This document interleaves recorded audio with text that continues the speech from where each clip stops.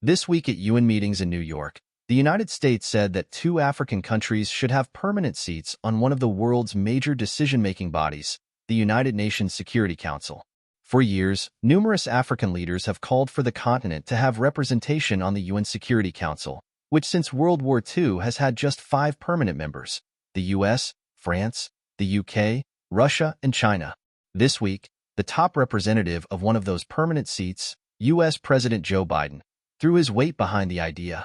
However, there was one major caveat, which Kenyan analyst Cliff Mboya said is not going over well on the continent. The new African members would not have veto power on decisions. We've already seen a lot of backlash, like this is a big joke. The question is, what is the point in joining the Security Council if you don't have veto powers? What are you going to do there? Asked Mboya. That could play in China's favor, as it has long positioned itself as a fellow developing country and leader of what's become known as the Global South, while disparaging the West for its colonial past, said Mboya, a postdoctoral fellow at the Center for Africa-China Studies at the University of Johannesburg. So I don't think this helps the US and the West in terms of perception and narratives, and it will only embolden African countries to lean more to the East because it just speaks to the hypocrisy, he said. China's been able to, build this coalition of emerging and developing countries against the US and Western-led world order.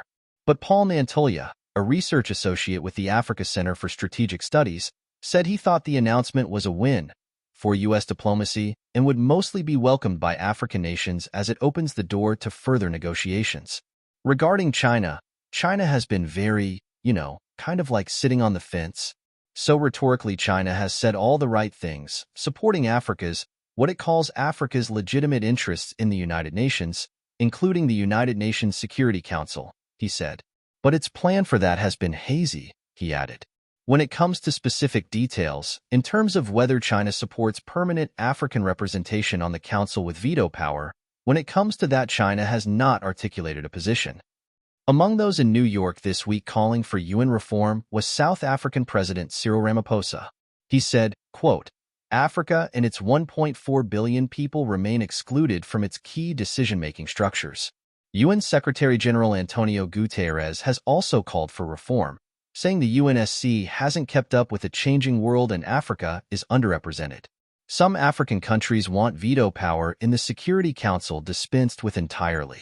If there is reform, and Africa gets the 2 seats on the Security Council that the U.S. proposes, key contenders could include the continent's largest economy, South Africa, most populous country, Nigeria, or North African heavyweight Egypt, Nantolia told VOA. However, analysts say any future process of adding African countries as permanent members is likely to face hurdles, as there will be problems reaching consensus. Nantolia said some African politicians think it could even drive a wedge between countries on the continent. There are also concerns the U.S. statement could just be rhetoric, and so far no timeline has been given regarding the next steps. Under UN rules, any change to Security Council membership would need approval from 2/3 of the General Assembly, including all 5 permanent members.